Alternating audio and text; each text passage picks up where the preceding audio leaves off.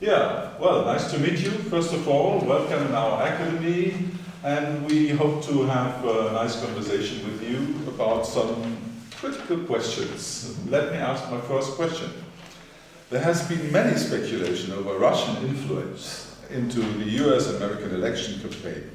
Do you believe President Trump has been elected with Russian support? I noticed that the latest issue of Der Spiegel says that. It is what the English would call rubbish, especially with respect to the so-called hacking. In our little movement of former intelligence officers, we have two men who used to be technical directors of the National Security Agency. Mm-hmm. So they have a lot of experience in this realm. And they have looked at the forensics. So they have looked at the computer science, what we call the metadata, okay? And they found out that the hack that people blame the Russians for was not a hack. It was an inside job. Okay. Because what I've learned is the right German word. Well, let's not do that one. Let's just say the speed with which that information was downloaded exceeded the capability of the internet. A hack has to go over the internet. Yeah. So this was downloaded or copied so fast that it must have been a little thumb drive inside a computer, inside or with access to the Democratic National Committee computer system. Okay. Besides that, it was done in the Eastern time zone, not Vladivostok, but Washington, New York, Maine, Miami. And so the business about whether this was a Russian hack or not has been disproven. The problem is that no one in our media will publish what we have found, except one magazine called The Nation. They ran an article on the 9th of September,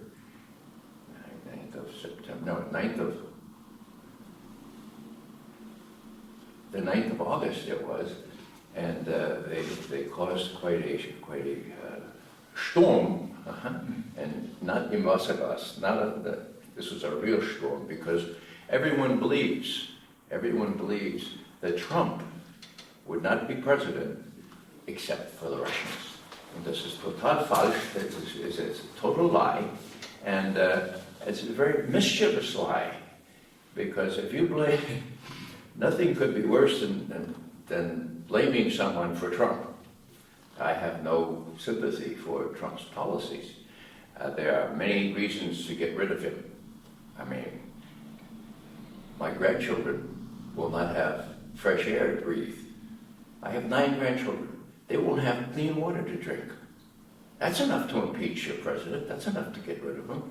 He started a war in Syria with 59 cruise missiles without even saying hello to Congress. That's enough to get rid of him. There are all manner of things that are clear breaking of the law. And so this trumped up, pardon the Witz here, this trumped up allegation that the Russians hacked into our election, that the Russians interfered with our election, has been so whipped up by, I would have to say, the propaganda of the media, first and foremost, to show how Hillary Clinton lost. Okay. Now, it could not be that Hillary Clinton was a very, or shall we say, a very bad candidate. It couldn't be that nobody trusted Hillary Clinton. It had to be something else. And very early on, they said the Russians are interfering because the Russians, they blamed the WikiLeaks disclosures on the Russian, and not many people know this, but 3 days before President Obama left office, he said at a press conference, "We don't know how the Russian hack got to WikiLeaks." Well, if you don't know how the Russian hack got to WikiLeaks, how can these so-called intelligence experts have high confidence that that happened? That was just 2 weeks before. So the intelligence people say, we are highly confident that the Russians hacked and they gave it to WikiLeaks. And President Obama says on the 17th of January this year, we don't know how WikiLeaks got the hack. Well, the reason is we don't know because there was no Russian hack, but 90% of the American people have been brainwashed into believing it was. And what that reminds me of, and why this is important, is that these same media, New York Times, Washington Post, Wall Street Journal, and all the others that take them as their leaders, before the attack on Iraq, I'm talking January, February, March of 2003, 69% of the American people believed that President Saddam Hussein played a role in 9/11. Okay? Why?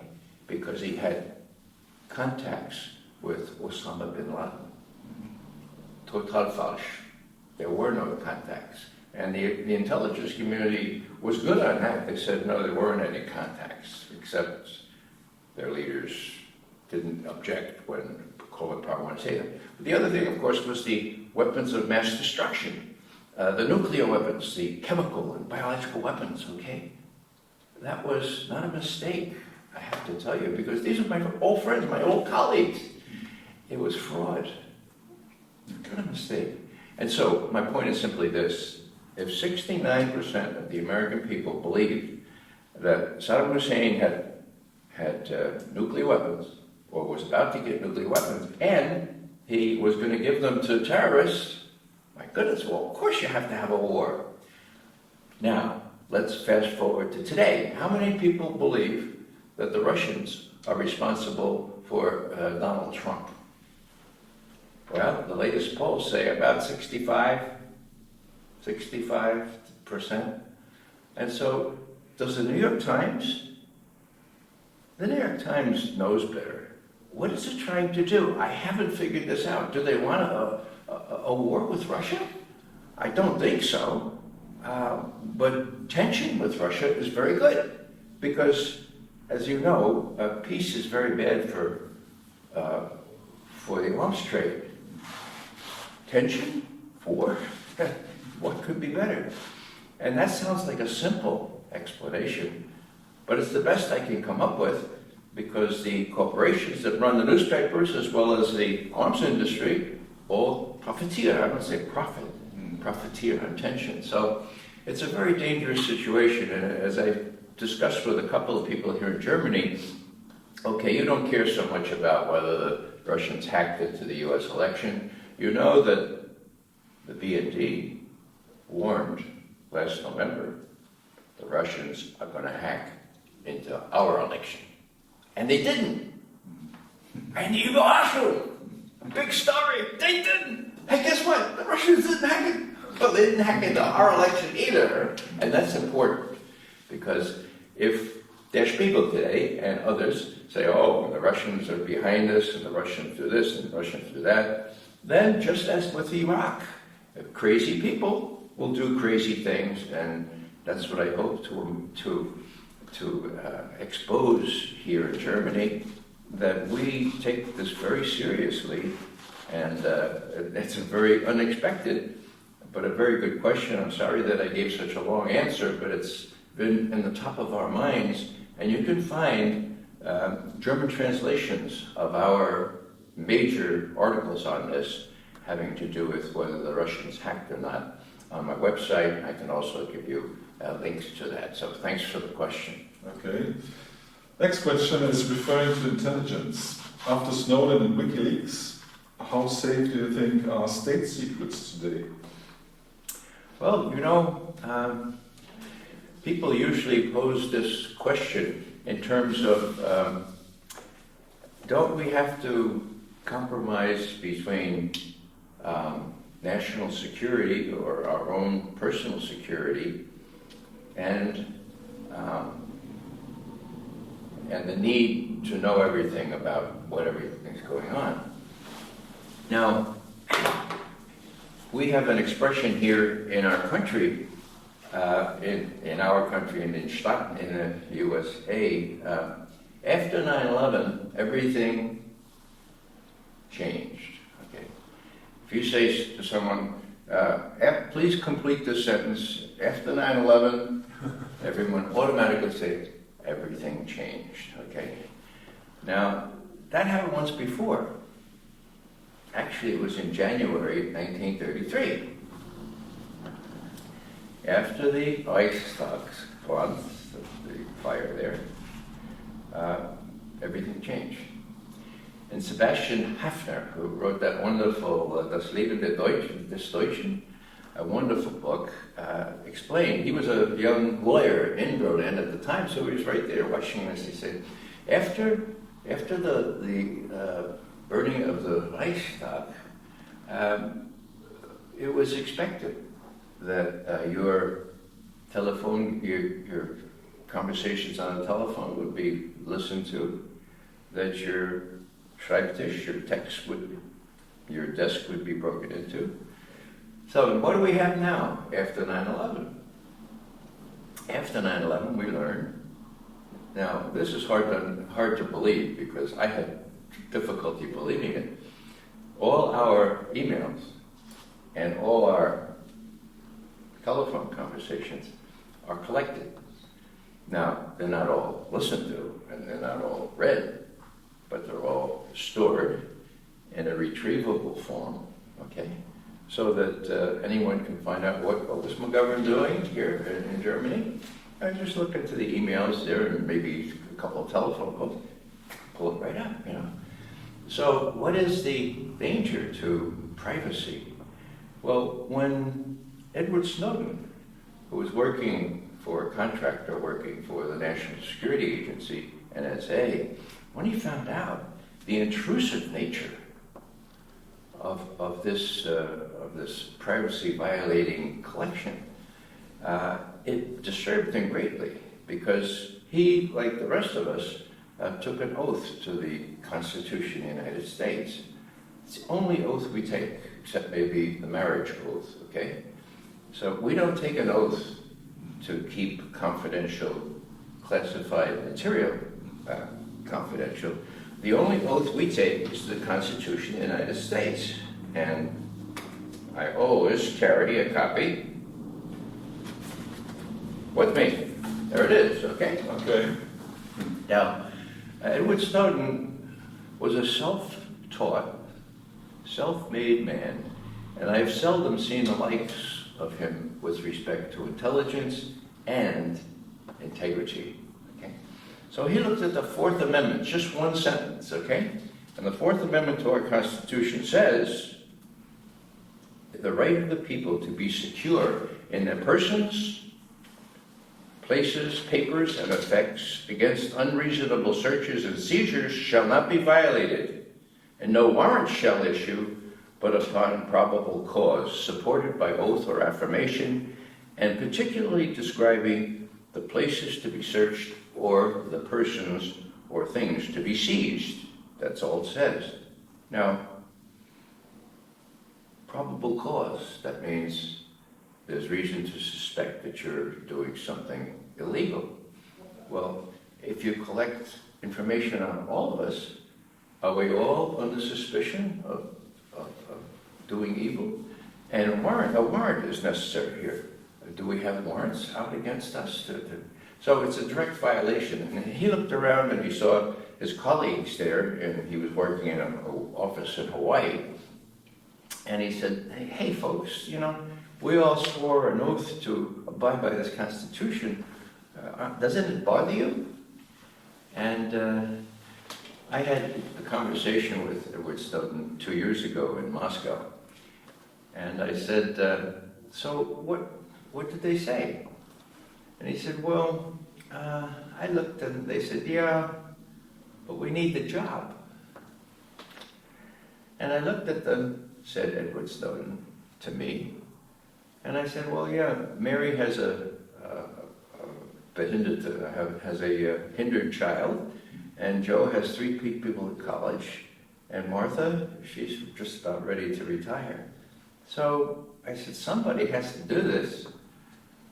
So I guess that would be me. No bragging, and no, I did this, everybody else didn't. No bragging, I said, I guess that would be me. And he is, what we say in the United States, the real deal. In other words, he is who he says he is, okay? He's got one problem, and this is a little ironic, okay? He is literally too good to be true. Okay. No one risks everything for the Constitution anymore, but he did. Yeah.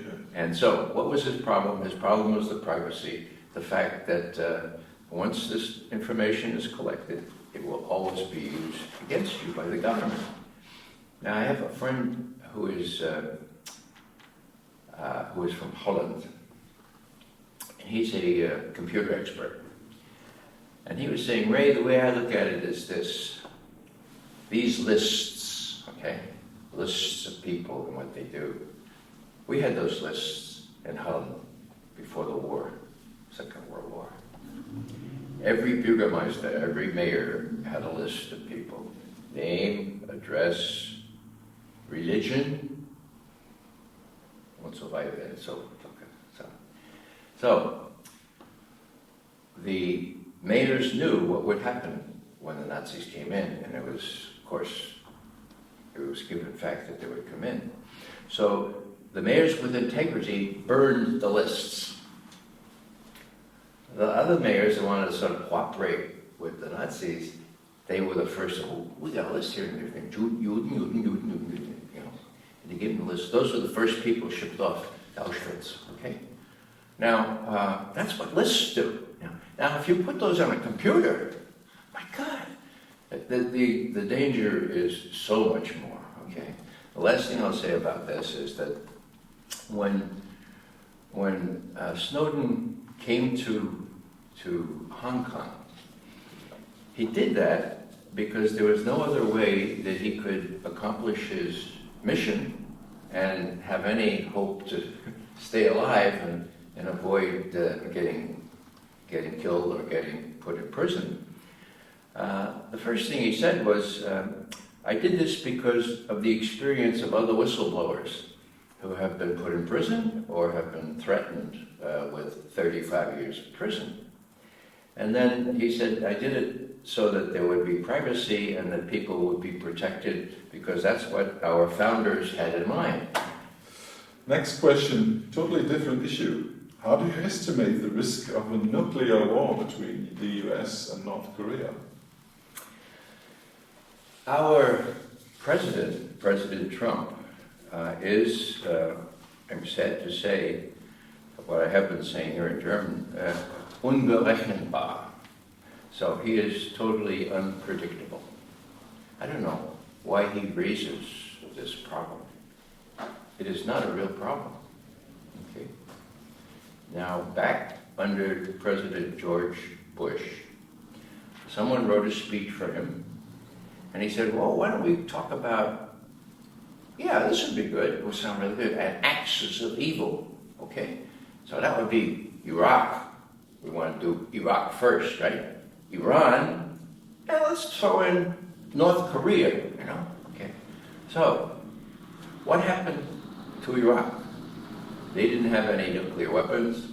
We knew they didn't have any nuclear weapons. And you saw what happened to Iraq and the rest of that whole neighborhood. Chaos. Terrible. Okay. Now, what happened to Iran? Well, they were going to do Iran next, okay? But they found that it wasn't so easy in Iraq. So Iran didn't get, and besides, you know, they were working on a nuclear weapon. Who knew they might have one, okay? How about Korea? Well, if I were a North Korea leader, I would say, whoa, Saddam Hussein didn't have any nuclear weapons. Look what they did to him. Gaddafi, he had some nuclear weapons, almost, and he gave them up. Because the Americans said, look, why don't you give them up? And he did. And look what happened to him, okay? So if I were Kim Jong-un, I would be saying, the Americans make no secret of their wish to make me fall. Regime change is what we call it now. In my day, we used to talk about overthrowing governments, but regime change sounds a lot better, right? So here's Un looking at it and says, well, regime change, that means me, that means our party, that means, the way we've set up things here. The Americans don't like that, but how do I prevent that? Well, the question answers itself. I get a nuclear weapon. Now, my question is, does anyone really believe that he would arbitrarily fire a nuclear missile at Japan or South Korea or America if it could? I don't believe that. So why does he have the nuclear weapons? So he will be protected, okay? So why this big issue? Why does Trump say, they're getting close to being in our range? Well, the Russians have been in our range, the Chinese have been in our range, but we don't think they're gonna hit us. Why do we think, really, ehrlich gesagt, why do we think that Kim Jong-un is going to do that? So it's largely manufactured. Now, the Russians and the Chinese have a simple solution. They say, look, if you stop these exercises, these military exercises that usually have a scenario where there is regime change, and a lot of North Korea is destroyed. If you stop them, maybe we could persuade Kim Jong-il to stop now with his nuclear weapons. Maybe he has 5 or 6 or so, and his missile development. And what does the U.S. say? No, we're not going to talk to him. So North Korea thing is very much, that's a hard thing to figure out. I just hope that the generals who are really running our country now, we have one who is the Minister of Defense. He relishes the title James Mad Dog Mattis. I wouldn't be proud of that. We have one who's the chief of staff of the armed forces, another Marine general with 4 stars. We have one who's head of the White House staff, and that's General Kelly, 4 stars. And we have one that's the National Security Advisor, H.R. McMaster. Well, he's only got 3 stars. He's only an Army guy. All the Marines have 4 stars. So those are the ones that are running our policy. So that could be good or it could be bad. I think it's always a matter of compared to what. And compared to Trump, I think it's probably good. I think with respect, for example, to the Iran nuclear deal, where Trump wanted to just get out of it and say we're completely out of it, I think that the generals probably restrained him and said, well, look, don't close it out, let Congress work with it, and so there's, but that's very dangerous. And I think with respect to Korea, if Trump is vernünftig, if he is reasonable and completely okay, sanity-wise, then they should be able to dissuade him by saying, if you attack North Korea, millions will be killed in South Korea, including several tens of thousands of Americans. Don't you care about that? Was that really going to happen? Yes, Mr. President, that's really going to happen. So I just hope that he's not insane, as some people think he is, and that he will listen to them. So the generals are a big step in this restraining him, but on the other side, there's always another side. When he shot, or when he fired 59 cruise missiles into Syria, he didn't even ask the generals. He just told them, I saw babies gassed in Idlib province in Syria, go fire those 59 missiles. Now, what did they do? Yes, sir. They were all ready to go. They fired them off. Now, then later, 2 days later, McMaster, the head of the National Security Advisor, did a little justification. And it was a lie. It was not a Syrian aircraft that dropped a chemical weapon. It was something very different, okay? And we know that, and we've published that, so have Seymour Hersh, the best investigative reporter we have, but it couldn't get published in English. The only newspaper that published it was Die Welt am Sonntag. And that's the only way people got to know that it was not a chemical weapon dropped on this little town. Rather, it was something very, very different, which was exploited to justify a U.S. overt intervention into Syria. Something that Obama avoided doing, but Trump was very happy to do on the basis of watching babies on TV. Social media is great. It's the best propaganda vehicle could be. But John Kerry, our Secretary of State, until recently said, you know, social media is a very, very useful tool. Well, you got that right, because you can get all kinds of people to say things on social media that aren't true. So what I'm saying about the generals here is this, that if Trump orders them to do something, their whole shtick, their whole experience is, yes, sir, especially Marine generals, okay? And that's what you have. You have General Kelly in the White House, you've got General Mattis, who's the Secretary of Defense, and you've got the Chairman of Joint Chiefs of Staff, Dunford, he's a Marine general too. So you put 4 stars times 3, that's 12 stars. You ask them to do something, they're going to do it. Now I hope, but it's only a hope, that if Trump says, look, I want those missiles shot at North Korea, that they'll say, Mr. President, let's talk about that first. I wish I could be sure that would happen, but I'm not. So that's my answer on North Korea. Okay. Next question. President Trump has closed the ties with the old American ally Saudi Arabia, while criticizing Iran for its support for terrorists. Why do you think he has done so, and despite the fact that some Saudis and Gulf Arabians are supporting ISIS? Well, it has with, es hat mit Geld zu tun. It has to do with money.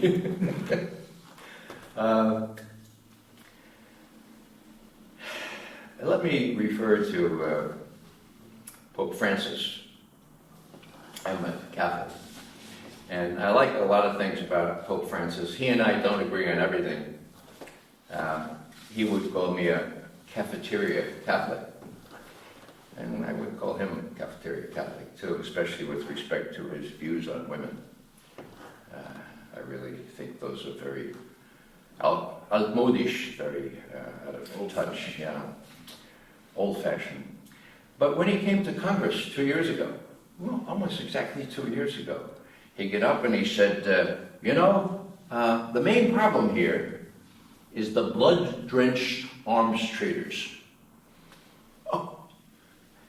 And all of the congressmen and the senators, they got up like that. And then if you look closely, look in their pocket to see if the last envelope that they got from Lockheed or from Raytheon was still there. Oh, still there, no. No. It was giving hypocrisy a bad name. See, now, so what happens? Almost 2 years later, so it was a couple months ago, the Pope is in Saudi Arabia. And he signs an arms deal worth 110 billion. I guess in German that's Milliard. Not the Pope, yeah. President Trump. But it's President Trump. Vielen Dank. Welcome. I don't want to be excommunicated. So Trump signs this deal, right? And then I say, oh, wonderful thing. He's going to stop now in the Vatican. And the Pope is going to say, Mr. President, weren't you listening when I talked about the main problem being the blood-drenched demonstrators? Weren't you listening? And then I said, well, maybe that's too much to expect. Maybe the Pope will say, please don't come. You know, I don't want to talk to you. Don't come. I don't want you to use me. Okay? And I'll give you a small example. Yesterday, it was one of your members that gave a speech at a conference I was at, and he said he worked at the State Department for 3 months, our State Department, and he said that he was working on human rights, and there were a list of countries that were violating human rights, and when Madeleine Albright, the Secretary of State, came and looked at the list, she said, Saudi Arabia, take that off there. I said, why? Too important economically. So, number one, Saudi Arabia is very important to us. It has to do with oil, has to do with money, it has to do with the arms trade. I mean, $110 billion? That's a lot of money, okay? So that's the most important thing. Do we know that they were helping the rebels, the insurgents in Syria? Of course. We were too. Now we say, we only help the moderate rebels. Yeah, even Obama laughed at that. He said, you know, this business about moderate rebels is. He said this 4 years ago. He said it's a fable. You know, there aren't any moderate rebels, but we supported them. Now the other thing is that there is a sort of informal identification of interests between Saudi Arabia and Israel. Now, if I say Israel in the United States, people say, oh, well, is he going to criticize Israel? The answer is yes, I'm going to criticize Israel. And it's very simple. You can't understand U.S. foreign policy toward the Middle East without realizing that Israel and the Israeli government has a great, great influence on what we do and what we say there. Yeah. So what does Israel want? In Syria, for example. And what does Saudi Arabia want? Chaos. Why? Because the way that Hezbollah is in southern Lebanon, part of the government now, the way they're resupplied is through Syria, right? And if there's chaos in Syria, it's really hard to resupply Hezbollah, and there's all kinds of reasons to have problems for Assad the Israelis don't like. Now, there was one very brief example right after, in early September 2013, there was the notion that the United States might strike Syria in reaction to a sarin attack that was blamed on the Syrians. The New York Times bureau chief in Jerusalem went and talked to Israeli officials, the highest ones, and said, what is your preferred outcome in Syria? And one of them, Alon Pinkas, who had been the consul general in New York, he said, well, Miss Ruderin, that was her name, Jody Ruderin, this doesn't sound very good, but our preferred outcome is no outcome. And she said, how do we say, s'il vous plaît? I mean, please, what do you mean, no outcome? He says, well, you know, this doesn't sound very good, but as long as the Sunni and Shia are at each other's throats, there's no threat to us here in Israel.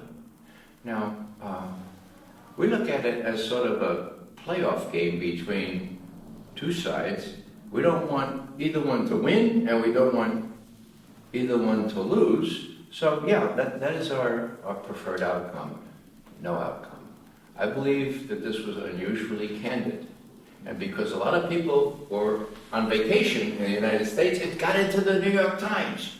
First page, okay? That's news. So, what I'm saying here is that Israel has incredible influence over our foreign policy there. And that's where the Iranian thing comes in, okay?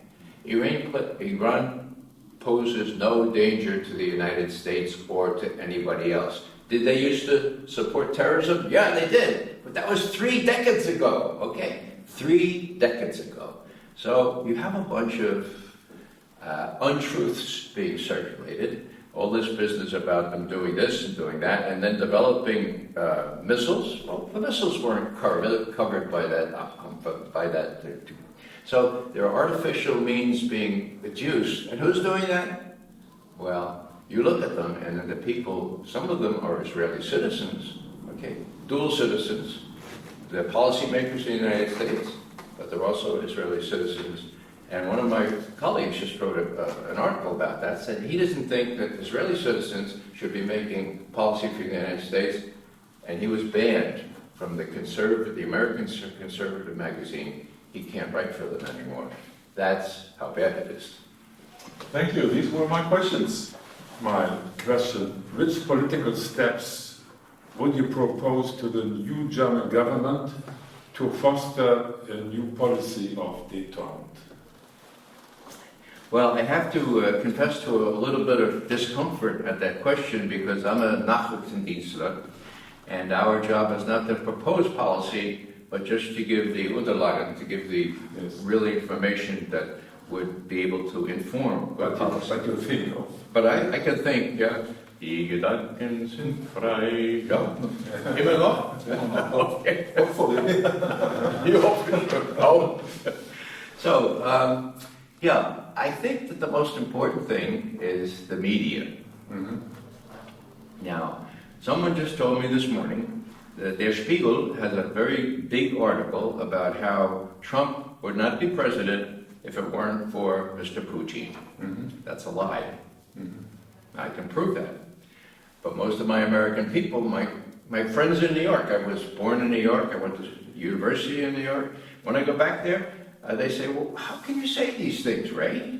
Mm-hmm. You used to be a pretty bright fellow, you know. And I'll say, what do you mean? And they'll say, it's not in the New York Times. Mm-hmm. So I say, wow. And I remember my parents, in those days, you had to read the New York Times, or else you weren't really an educated person. And if they didn't finish it at night, if they fall asleep, they'd put it in a special place. So they'd read the rest of it before they read the new one. So that's the fly in the ointment, as we say. If it's not in the New York Times, then it doesn't exist. So what I'm saying here is, it's not in der Süddeutsche, it's not in der Allgemeine, it's not in der Spiegel. Die Wahrheit, the truth can't be found there. And that is as serious a problem as on the Goebbels, and I don't exaggerate. Mm-hmm. You keep saying the same thing, and 70% of the Americans believe that the Russians interfered with our election, and we ended up getting Trump. Now, what could be worse than that, right? So that's so what I'm saying here is for a government to be able to form a reasonable, sensible foreign policy, you need to have accurate information, and the press does not give you that. Not here, not in the U.S., not in the UK, and that's very, very serious. Last thing I'll say on that is our founder, Thomas Jefferson, was once asked, you know, Mr. Jefferson, if you had to choose between a free press, in those days, newspapers, and a government, which would you choose? Free press, of course, because without a free press, a government will always become a dictatorship, and he was right. Thank you. My second question is, which steps do you recommend to civil society organizations to use the Peace Nobel Award to icon against the heads of atomic weapons? Well, you know, this was a wonderful, wonderful event, giving this award to ICON. And I think that you need the media, but I think there's a really good example of a situation where you have a campaign that succeeded. 122 nations now signed that accord, 122. And I asked, the first question I asked, I'm going to Germany, did Germany sign? You know, I kind of knew the answer. No. Why? Well, and there is the problem. Germany continues to follow the lead from Washington and from NATO.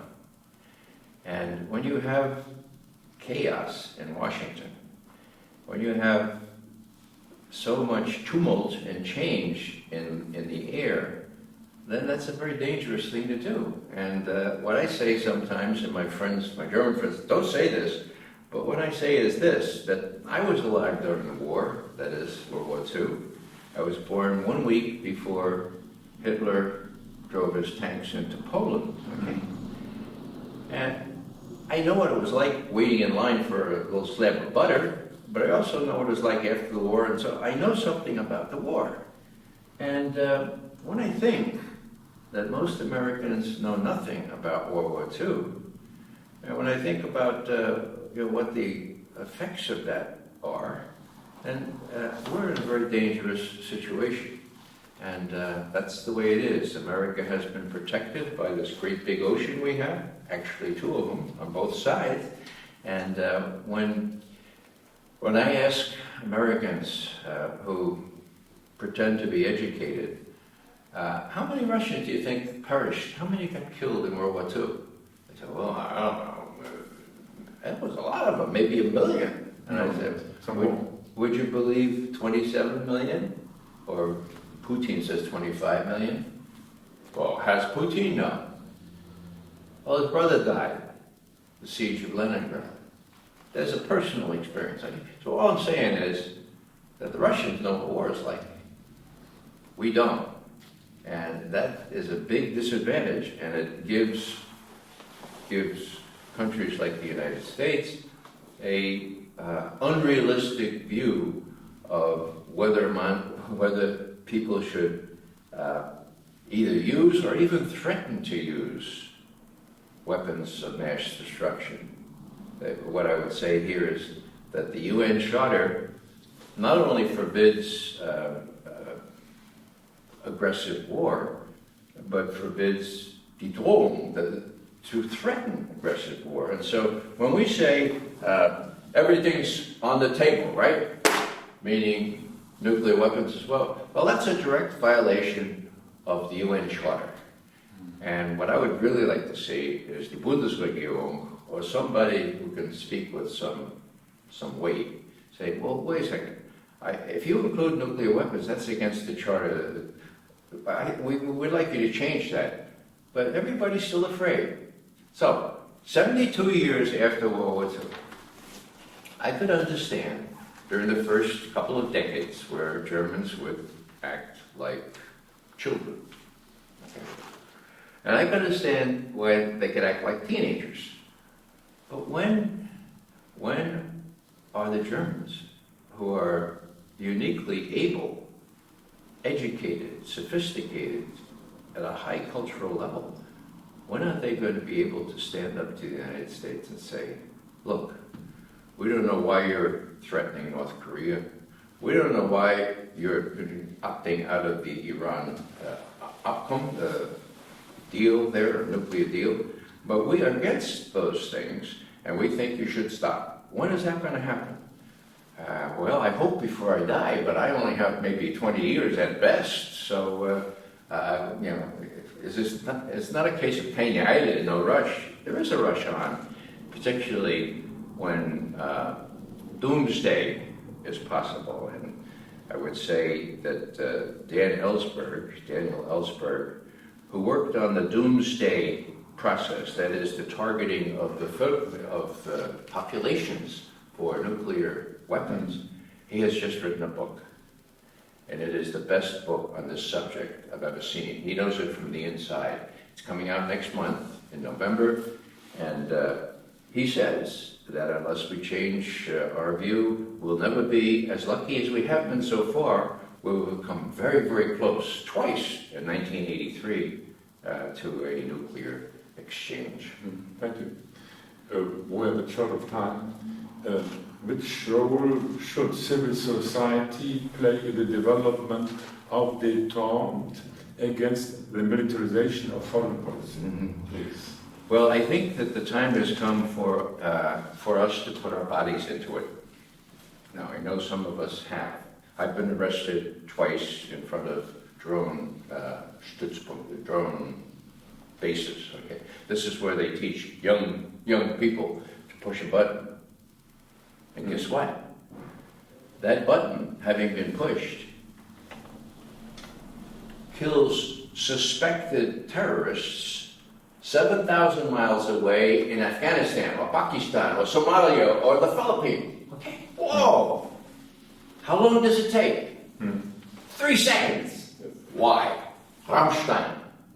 Okay, we have a satellite relay station there, and because of the curvature of the Earth and other technical things, that being there allows this young 18-year-old push this button and watch these targets, or human beings, being destroyed in 3 seconds. So that's the problem. And so what I say is that people my age who know a little bit about a war, who served in the military, as I have, I need to put their bodies into it. I have done that. I've been arrested several times, and it's always nonviolence, and I always try to do that with my Catholic worker friends.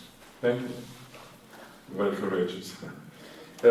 My fourth question, to begin a new policy of détente, are there conditions today to apply détente? I mean the general conditions. Yes, there are. I would say that I have a problem with the notion that you cannot deal with the Russians. Now, when Trump was elected, I thought there would be a possibility of a new Außenpolitik, a new reaching out for a decent relationship with the Russians. You're not going to give up, but you deal with them, you talk to them.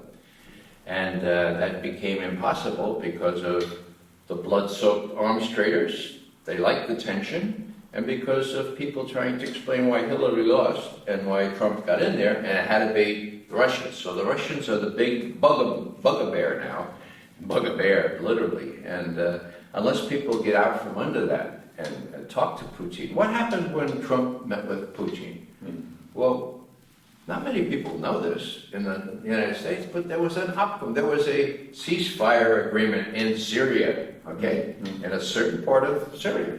Now, was that something that was good? Yeah, it was good. Is it still in effect? Yeah, it's still in effect. Is it a good example for what else? Yeah, it's still an example. But you don't see that in the press. It's all this, Mr. Putin is the devil incarnate, and in those conditions, you can't have a sensible foreign policy.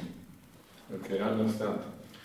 And my last question is priority for non-violence, question mark. Should or could the notion of non-violence, it means pacifism, have an impact on politics, and how? You already... Yeah. Well, we have the example of Gandhi. We have the example of Martin Luther King Jr. We have these examples of real change coming about because the people were informed well enough to realize the stakes involved. The big problem, as I've said several times already, is that our people don't know the stakes involved, okay? Our people don't really know what's going on. I've been in Washington 55 years, so I've seen a lot of change, okay? But the biggest change by far that I've observed in civil society is that we no longer have, and I say this deliberately, we no longer have in any real sense a free media. That is big. So the fourth estate, we call the fourth estate, is dead. The fifth estate, if I get that in my computer, that's alive. But people my age don't really know that it's so readily available, or how to get to it, or how to distinguish between good websites and bad websites. And unless they learn very quickly, I fear for a sane foreign policy, it's just not going to happen. Thank you so much. You're most welcome. Thank you for the opportunity. It was a pleasure.